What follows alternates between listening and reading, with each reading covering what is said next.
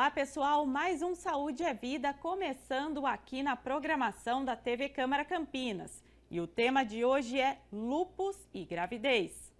E você, quer participar do Saúde é Vida? Já pensou em sugerir um tema para o programa? Então mande sugestões para o nosso WhatsApp. O DDD é o 19, o número é o 978293776. Vai aparecer aí na sua tela também um QR Code para você acessar pelo celular. Para muitas mulheres, a capacidade de gerar uma vida e construir uma família é um dos aspectos mais significativos e transformadores. Por isso, ao descobrir algumas doenças como lúpus, que atinge principalmente mulheres entre 20 e 45 anos, as dúvidas em relação à gravidez acabam surgindo e com elas muita preocupação e incerteza. E para falar sobre esse tema, esclarecer tudo aqui para a gente, nossa convidada de hoje é a reumatologista da Sociedade Paulista de Reumatologia, Gabriela Munhoz. Gabriela, muito obrigada pela sua participação no nosso programa no Saúde à Vida. Eu que agradeço a oportunidade para a gente poder bater um papo mais sobre esse assunto tão interessante. Exatamente, Gabriela. Doutora, vamos começar explicando um pouquinho, né, que eu acho importante fazer essa introdução. O que é o lúpus para o pessoal de casa entender aqui o nosso tema?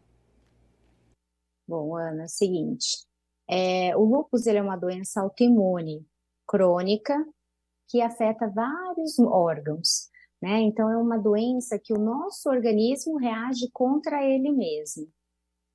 Então, a pessoa ela desenvolve uma certa intolerância ao seu próprio sistema imunológico e começa a ter alguns sintomas multissistêmicos, como, por exemplo, artrite, lesões de pele sensíveis ao sol, alopécia, que é o que a gente fala, né, que é o nome técnico para queda de cabelo, aftas na boca, alterações hematológicas, como anemia, plaquetas baixas, até mesmo alterações renais, com disfunção renal, proteína aumentada na urina e até mesmo manifestações neurológicas.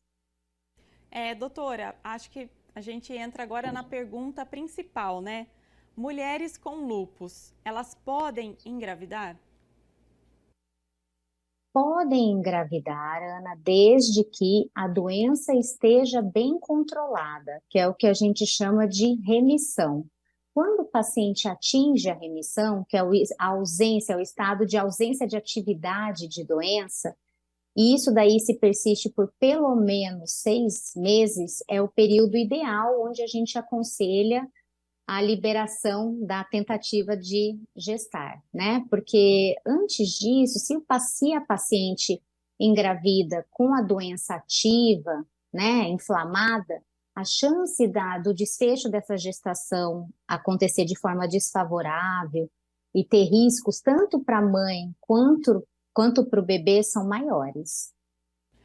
Doutora, quando a doença entra em remissão, quando isso acontece? Eu gostaria que você explicasse um pouquinho sobre isso. A remissão, né, como eu disse, é o estado de ausência de atividade de doença. Então, a remissão ela é atingida quando a paciente tem feito um bom controle da doença, como tomando as medicações prescritas pelo médico reumatologista de forma regular, comparecendo às consultas médicas, realizando os exames, né, solicitados. Com isso, a gente consegue ter um bom controle, né? E conseguimos também, principalmente, comprovar que a doença está sem manifestação. O paciente também ele tem muito mais disposição, ele não tem alterações clínicas, né? Manifestações clínicas da doença, e ele consegue ter um estado, né, de qualidade de vida infinitamente melhor. Agora, doutora, em que circunstâncias os médicos recomendam evitar a gravidez para essas mulheres que têm aí, né, que convivem com o lúpus? Bom, nós contraindicamos a gestação nas pacientes que estão em, primeiramente, atividade grave, né? Então, uma manifestação renal, que é o que a gente fala de nefrite lúpica ativa, uma manifestação hematológica grave ou do sistema nervoso central, ou quando a paciente está usando medicações que não são permitidas durante a gestação, que podem implicar em risco, como, por exemplo, má formação fetal, e sem previsão de troca, porque a gente tem no tratamento do lúpus medicações que são compatíveis com a gestação também, mas às vezes a paciente está num período do tratamento dela que não é possível fazer essa transição. Então, nesse momento, ela é desaconselhada a gestar. Tem algumas outras condições que são permanentes, aí o desaconselhamento à gestação seria permanente, como, por exemplo, pacientes que têm uma hipertensão arterial pulmonar grave, uma insuficiência cardíaca grave, até um histórico de acidente vascular cerebral em menos de 6 meses. Então, isso são algumas condições que a gente desaconselha a paciente, porque o risco materno e fetal é muito elevado. Doutora, agora uma dúvida muito comum, né, que eu acho que quem estiver assistindo e por um acaso também tiver lúpus, né, vai ter, se o bebê pode herdar a doença da mãe. Tá. Bom, é o seguinte, geralmente, assim, não é genético, tá? Isso daí, a questão genética, ela não se aplica. Alguns dados científicos comprovam que menos de 5% dos pacientes filhos de mães com lúpus podem herdar a doença. Até porque o lúpus tem que ficar bem claro, não tem só a questão genética. O paciente ele tem que ter a questão genética, ou seja, ele tem que herdar alguns genes, não é um gene.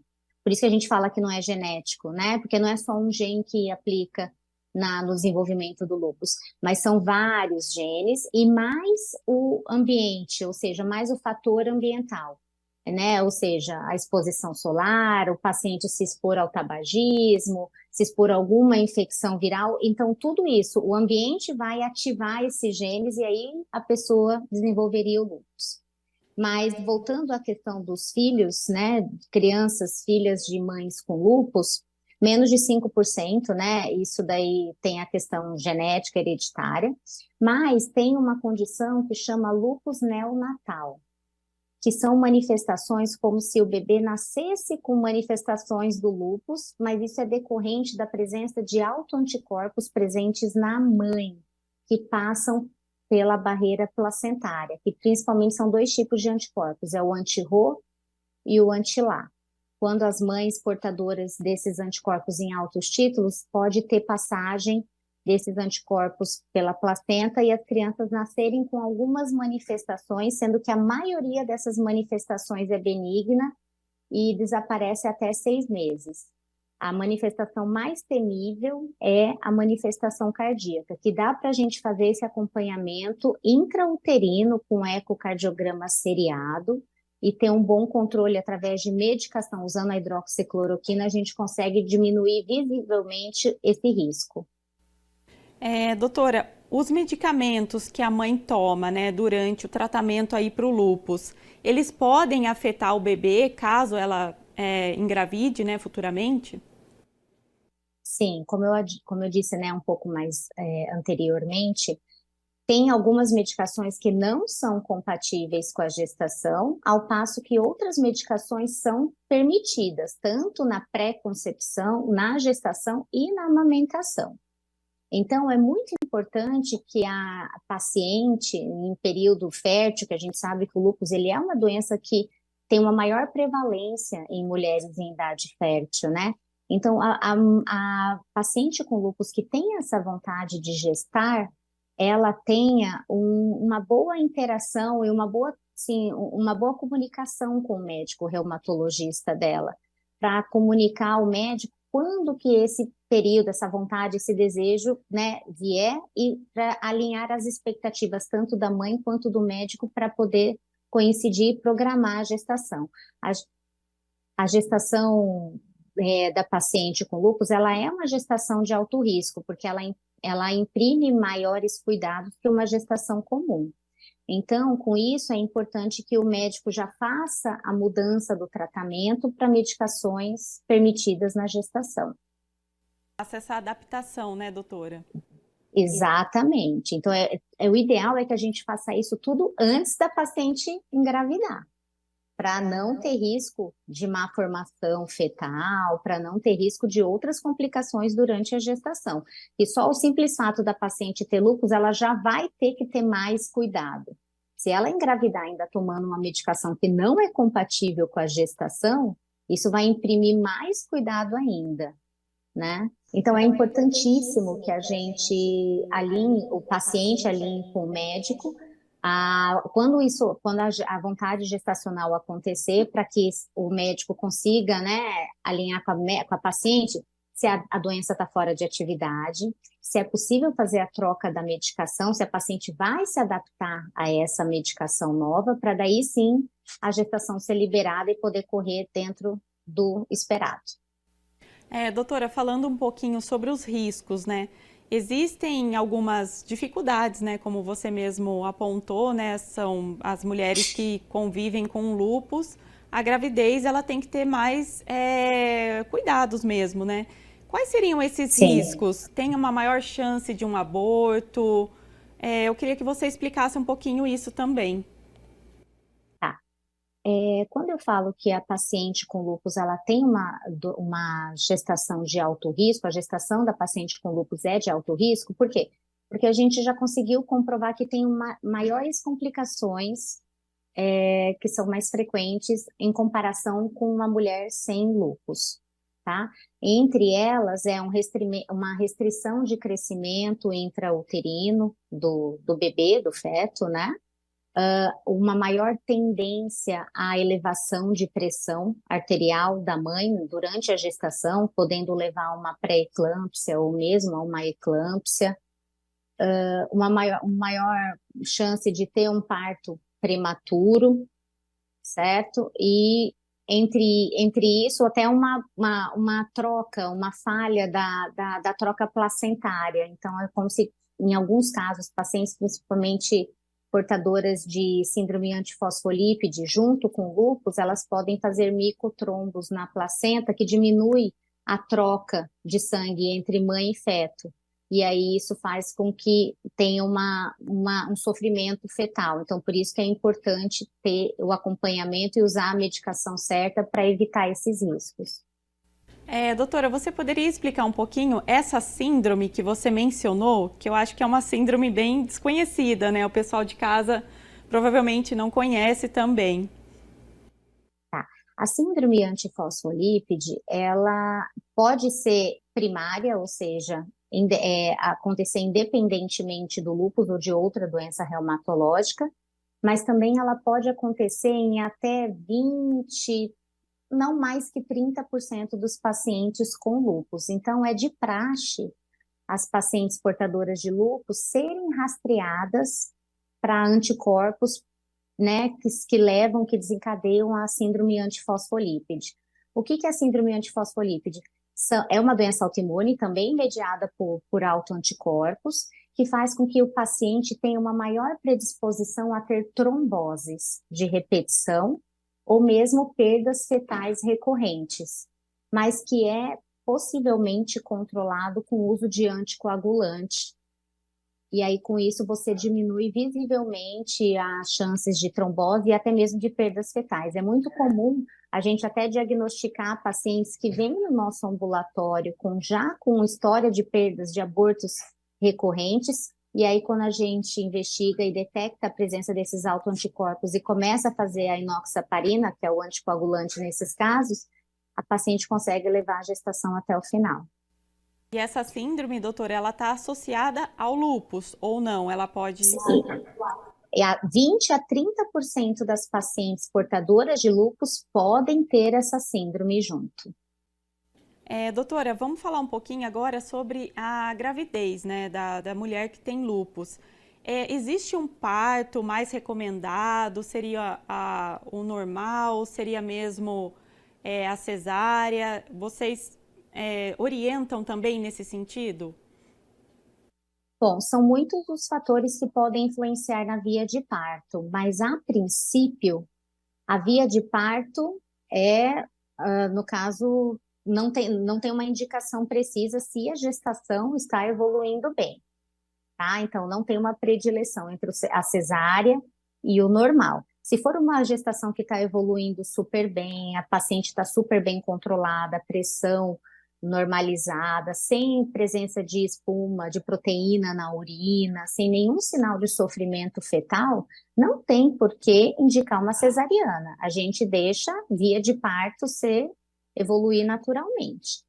Mas se há alguma evidência de sofrimento fetal, um bebê que está com pouco líquido amniótico, que está pequeno, que não está ganhando peso como deve dentro do útero da mãe, que a mãe está evoluindo com hipertensão, com muita espuma na urina, com uma chance de uma pré-eclâmpsia, aí a via de parto acaba sendo interferida e optada pela cesariana a fim de evitar um maior sofrimento e um desfecho desfavorável. Doutora, acho que lembrando também que é uma gravidez como qualquer outra, né? Que precisa de acompanhamento, fazer pré-natal, isso é imprescindível, né? Na verdade, não, é uma gestação que requer mais atenção. A gente automaticamente, quando diagnostica uma paciente com lúpus, né, e está gestante, ela deve ser acompanhada pelo obstetra junto como um perfil de alto risco. Então, a gente enquadra a gestação da paciente com lúpus como gestação de alto risco. Justamente porque é alto risco, para fim de evitar essas intercorrências, a gente tem que ter um olhar a mais, um cuidado a mais com essas pacientes e com esses bebês, a fim de não ter um desfecho desfavorável.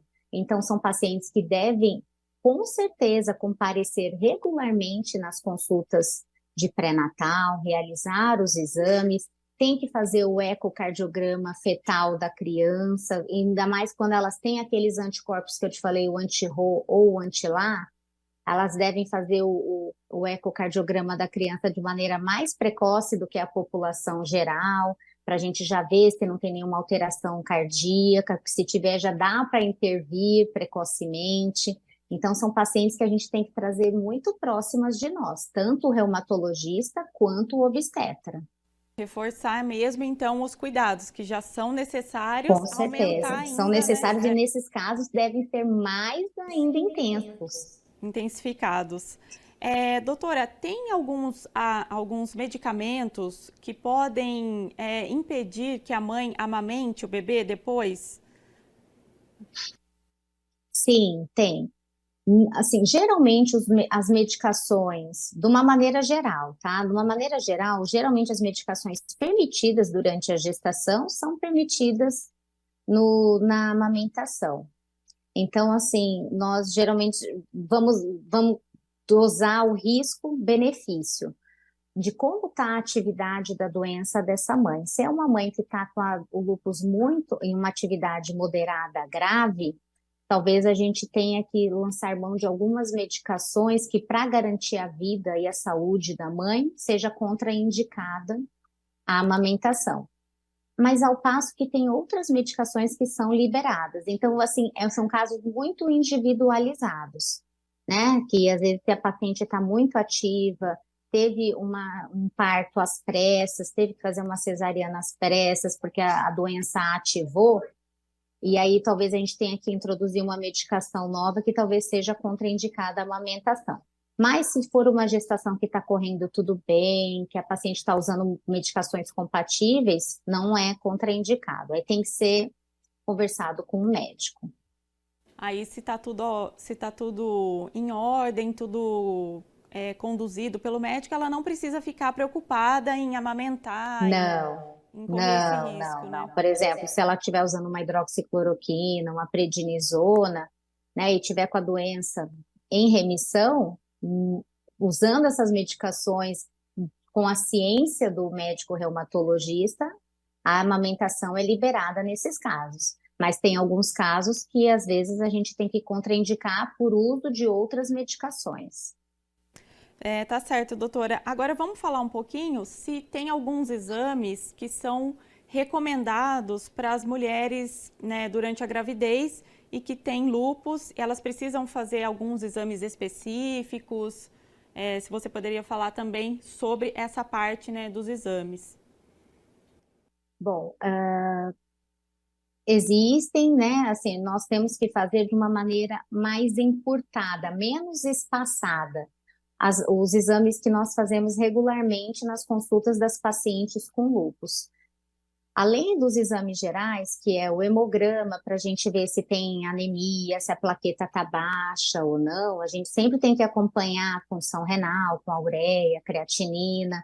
É imprescindível a gente repetir em todas as consultas a urina simples para ver se tem presença de proteína e se tiver, até pedir uma proteinúria na urina de 24 horas, né? Fora a dosagem de complementos, C3, C4, que a gente consegue dosar a imunidade do paciente também, porque caso ela esteja em atividade, esses índices estão reduzidos.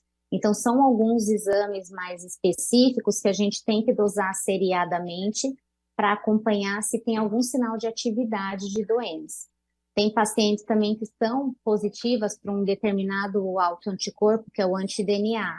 A gente tem que dosar também seriadamente nessas pacientes, porque quando ele se eleva, ele é um indício de que pode vir uma atividade da doença.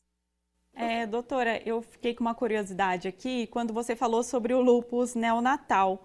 Nesse caso, você Tá? disse que as crianças, elas se recuperam, né? Vamos dizer, vamos colocar assim, em 6 meses, né? Elas já ficam livres dos sintomas. Elas vão precisar de algum cuidado especial depois ou fazer algum acompanhamento médico também?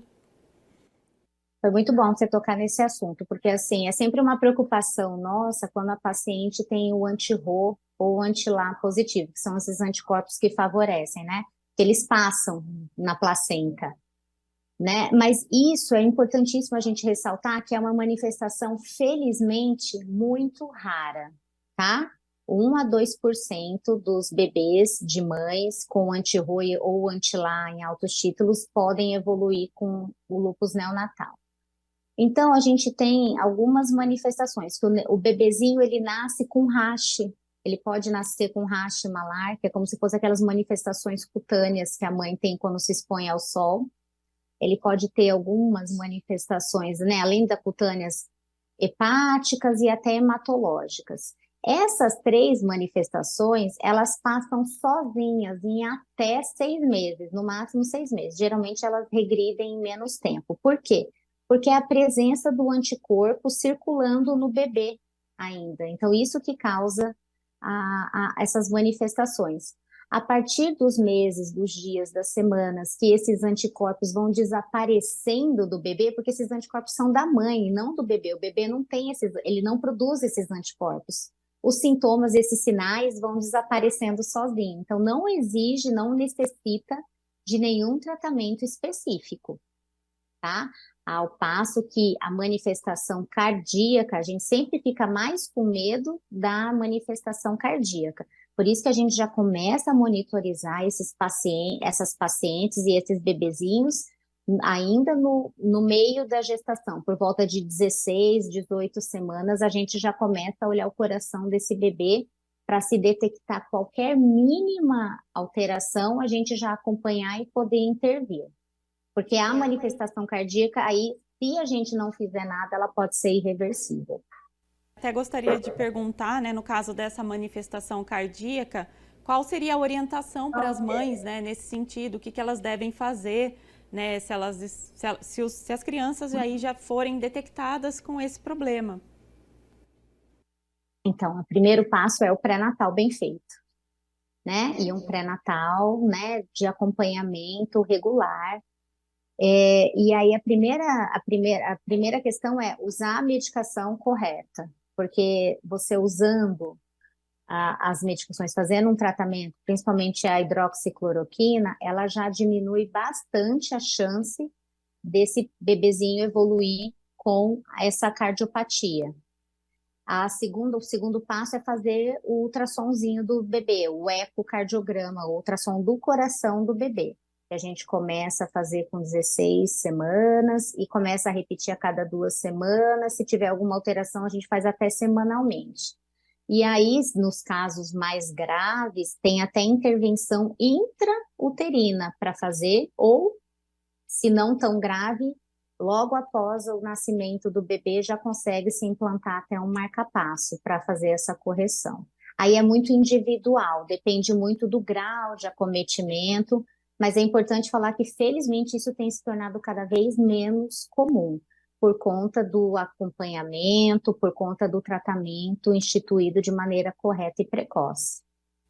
Ai, que bom, né? Uma boa notícia aqui para o pessoal de casa Ainda também, bem. né? Ainda bem, né, doutora? Doutora, quais seriam então os cuidados que você listaria, né, para o pessoal de casa que está acompanhando o nosso programa, para que as mulheres tenham uma boa evolução da gestação e caso elas ou vão engravidar, né, futuramente, ou já estejam aí em processo e tenham aí uma gravidez tranquila, né, sem estresse, sem preocupação. Bom, idealmente seria um planejamento, né? Tudo aquilo que a gente consegue ter um mínimo de planejamento sai um pouco melhor do que as coisas de supetão, né? Mas a gente sabe que na vida nem tudo está nas nossas mãos. Mas o ideal é, então, você fazer o tratamento correto, você tentar buscar sempre, né? Fazer os exames, tomar medicações corretas conforme a prescrição do seu médico reumatologista, comparecer regularmente nas consultas. Com isso, a gente consegue aumentar muito as chances da doença entrar em remissão. E uma paciente que engravida em remissão, ela tem a chance da gestação evoluir muito melhor do que a paciente que já começa inflamada. Outra questão, evitar exposição solar, né? Porque a gente sabe que os raios ultravioletas do sol, eles ativam a doença, e não só a doença cutânea, mas ele também pode ativar outros sistemas. Então, a paciente gestante, ela deve usar protetor solar, ela deve evitar a exposição solar, ela deve, assim, ferrenhamente evitar o tabagismo, tá? Para as mães que eram tabagistas antes de gestar, tem que abandonar o hábito do tabaco, mesmo as não gestantes, porque o tabaco ele não é bom para gestante e para não gestante, porque também tem evidência de que o tabaco piora a atividade da doença. Evitar estresses em demasiado, eu sei que às vezes com as questões da vida são difíceis, mas tentar buscar situações menos estressoras, como principalmente a prática de atividade física, né? Ter um bom ambiente, né, social, promover, né, assim, com atividade física, a gente sempre fala, porque você consegue ter um bom controle pressórico, você consegue ter uma maior produção de serotonina, você consegue ter, né, uma melhora do humor, e uma alimentação saudável. No caso, evitar excesso de sódio, de fritura, para evitar o aumento da pressão, e com isso a gente já consegue eliminar um ganho de peso também, além do esperado na gestação, porque o paciente que ganha mais peso do que o esperado aumenta também a chance dela ter uma pré-eclâmpsia ou mesmo uma eclâmpsia. E, doutora, acho que a gente podia reforçar aqui para quem, né, tiver um diagnóstico de lúpus, fazer esse acompanhamento devido, né, também, porque isso é importante, né, não abandonar o tratamento, tomar as medicações corretamente, porque de repente, se for engravidar ou está planejando isso, a doença já vai estar mais controlada, né? Com certeza. E é assim, vamos dizer que é uma bola de neve, tanto para o bem quanto para o mal. Assim, quanto mais cedo a gente consegue controlar a doença do paciente e por mais tempo esse paciente se mantém em remissão, menor a chance desse paciente voltar a ter uma atividade grave. Ao passo que existe também o outro lado da moeda. Quanto mais inflamado, mais ativo esse paciente persistir, quanto menos ele aderir ao tratamento, quanto mais abandonos de tratamento esse paciente fizer, maior a chance dele ter essa doença mais inflamada e mais difícil vai ser de controlar também. É muito importante a gente reforçar que o paciente ele tem que fazer o tratamento, mesmo que ele esteja em remissão, ele deve continuar seguindo com o médico reumatologista para garantir esse estado de remissão, né? Para garantir esse bem-estar. Porque às vezes o que a gente vê, infelizmente, é muitos abandonos de tratamento, ou porque o paciente não quer tomar o remédio, ou porque acha que está bem, e aí depois a doença vem silenciosamente e pega ele de calça curta. Então, a prevenção é o melhor tratamento sempre. Doutora, muito obrigada pela sua disposição aqui, né, com a gente, seu tempo, suas orientações e por tranquilizar aí, de certa forma, as mamães, né, que têm lúpus e que estão aí esperando seus bebês ou estão ainda em processo aí, né, da gravidez. Muito obrigada. Imagina, eu que agradeço a oportunidade para tentar desmistificar um pouco, né, desse bicho de sete cabeças. Eu quero deixar bem claro que não é impossível, não é uma sentença de proibição de gestação o fato de você ter lúpus.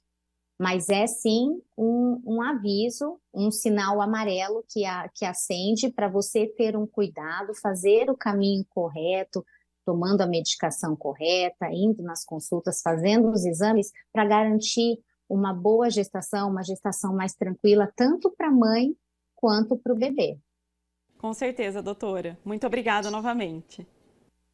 Eu que agradeço a oportunidade, um abraço.